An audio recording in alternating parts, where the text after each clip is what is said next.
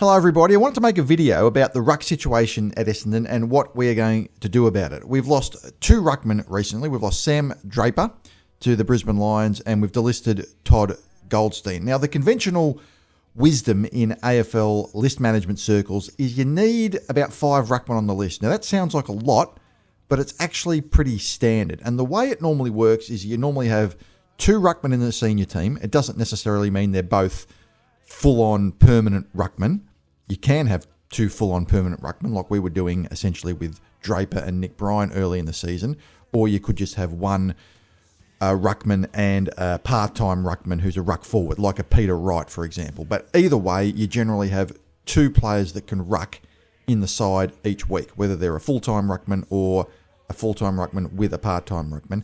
You have a similar setup in the VFL where you've got 2 players that can ruck, with 1 or 2 of those players able to come into the senior side if either of the main 2 ruckmen get injured.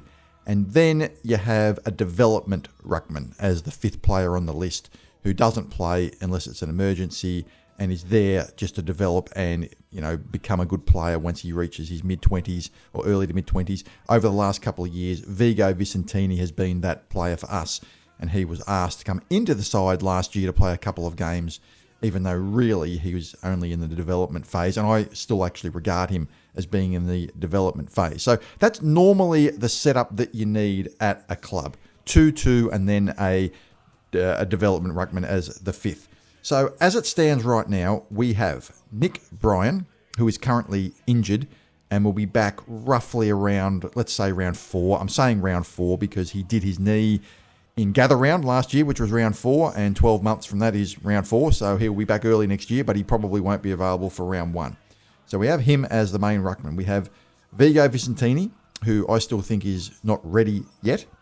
We have Peter Wright, who is more of a forward than a ruck, but can fill in that position. And we have Lachlan Blackiston as the 4th, who really is a part-time ruckman/backman now, even though he was selected as a ruckman initially in the mid-season draft.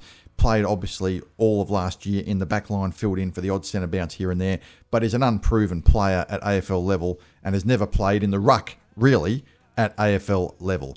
So they are really our 4 ruckmen. You could throw in Cale Gerine as a 5th, who is technically regarded as a ruck, as a forward/ruck, even though he played a bit in the back line last year, although he hasn't played a senior game yet, and really he's more of a forward, even though he did play in the back line towards the end of the VFL. So we really have the 4 ruckmen on the list at the moment. So as you can see, it's pretty thin. We've got an injured Nick Bryan, Vigo who's not ready yet, an unproven Blackiston, and Peter Wright who's more of a forward than a ruck. So we certainly need someone else. So it is kind of urgent that we get a ruckman at some point. So I wanted to go through who we might get, who we should be looking at. Some of these are probably unobtainable or I've actually asked to go to other clubs, but they're on the move from the clubs that they're at. So it would be in Essendon's due diligence to look at these sort of players and whether we're able to get them.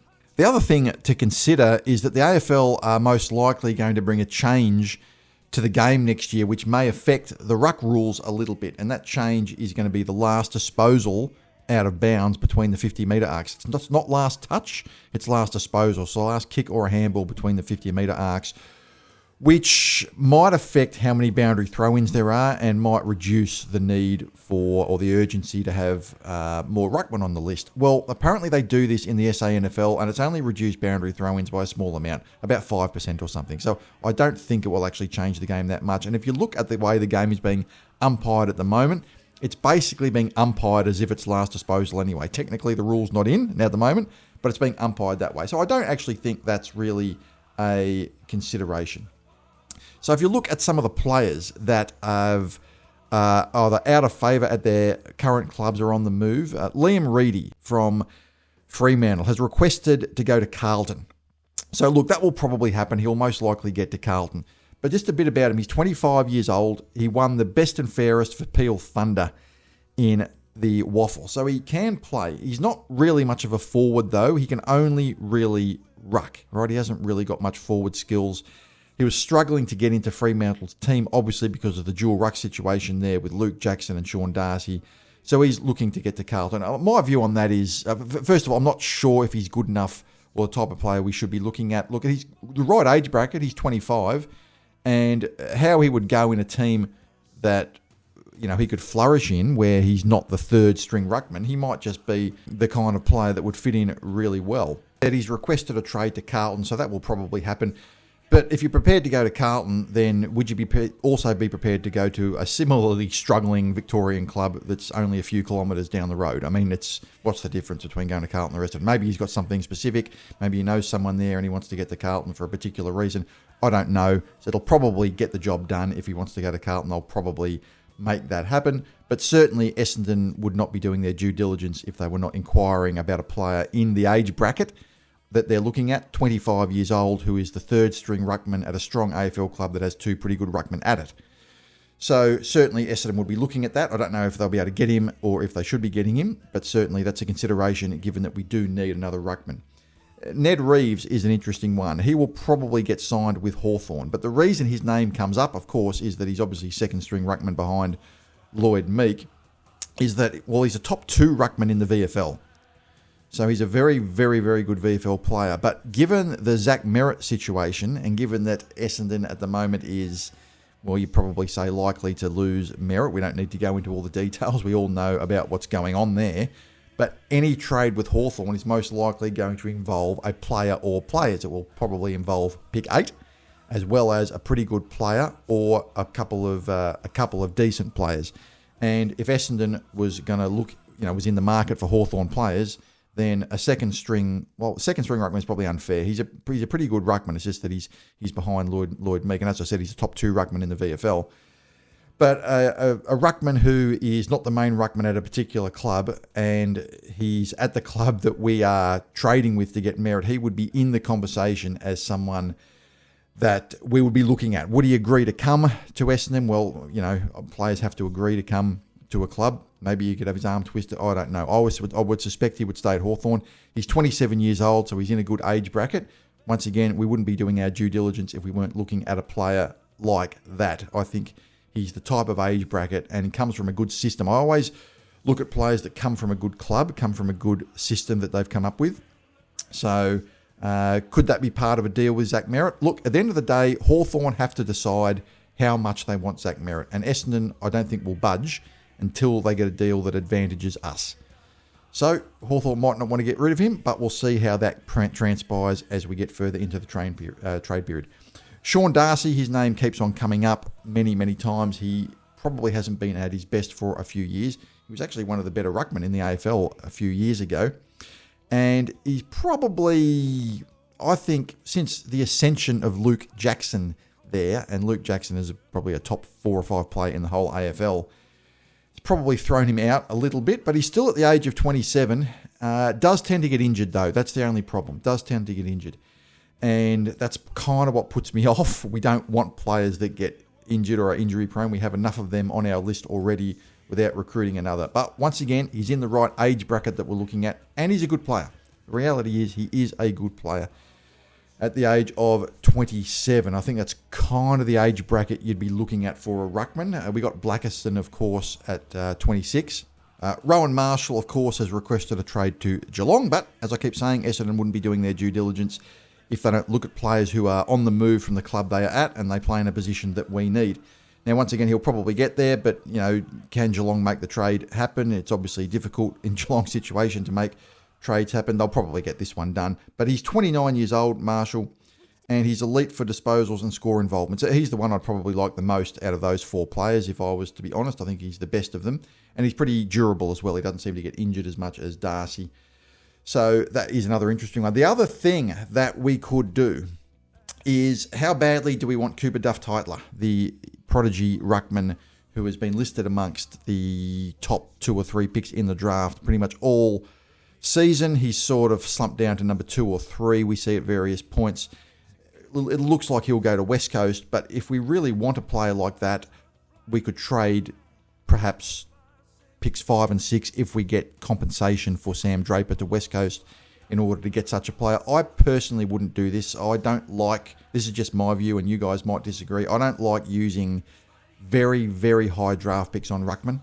And yes, I know that he's not just a ruckman, he's also a ruck forward, and he can kick goals, and he's got a unique skill set that would fit in at any club. So look, I mean, I have to be honest, every club would love this player. It just depends would it be worth trading up with West Coast to try to get a player like that. That's the big call, and whether West Coast would even agree to it. What's interesting about Duff Tytler as well is that if his Sri Lankan grandparents had waited one extra year before coming to Australia, he would have been tied to Essendon's NGA Academy, because he's from the region that Essendon's NGA players are from.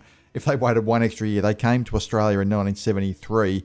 If his grandparents had come in 1974, then Duff Tytler would have been tied to our NGA, and he would almost certainly therefore be playing for us next year, no matter what. That's just an interesting little bit of trivia for you. Obviously, you've got to pick him up at some point, but I wouldn't be using pick 2 on a ruckman. He'd want to be really, really good, right? And it's very, very different, a midfielder who is competing against other midfielders in the under-18s competition, and their skill set is pretty established already, and they can often come straight into the AFL with a ruckman who's competing against young boys, and they always have to compete against men, and it's very, very different, and sometimes their careers are actually quite different to how they appear to be going as a junior. Cooper Duff Tytler has a unique skill set, and look, it might be worthwhile. Look, I'm not a recruiter, of course, but I don't know if I would be trading 2 picks to get him. I would perhaps look at trading 2 picks to get Dersma, but not Duff Tytler. But it's worth putting Duff Tytler in the conversation because we do need a ruckman. The other option, of course, is to pick none of these players and use the SSP period, the supplementary selection period. That's where we picked up Tom Edwards last year to get a player who's training with Essendon, perhaps a VFL player. Like I said, no one really know who Blackiston was last year, and we got him. All right. So we could pick a player who is a second string ruckman somewhere who has been delisted and is looking for an opportunity, and we pick them up with an available list spot. That would be the other option. So there's a few options there, but one thing is for sure, we certainly need another ruckman on the list, in my opinion. Certainly, Vigo is, I don't think, not ready yet. I hope he becomes ready. I really do. I think he's going to have a good career. Peter Wright and Carl Gerine, a part-time ruckman. Obviously still a question mark over whether Blackiston can be a ruck. I think he'll, as necessity, fill in there early next year with Nick Bryan at various points because he has to. But look, he's a player that we picked up in the mid-season draft, and we haven't seen him in the ruck last year. He played in the back line. So you're putting a lot of faith in a player that we haven't seen play in that position. So we're going to have to pick up someone. I'm interested to see what you guys would want to do and what you think the options are for picking up an extra ruckman, because I do think personally that we do need one. Well, I'm going to leave it there. Let me know what you guys think in the comments. Please like and subscribe to this channel. Like this video, subscribe to this channel. Have a great day, everybody. And as always, go Bombers.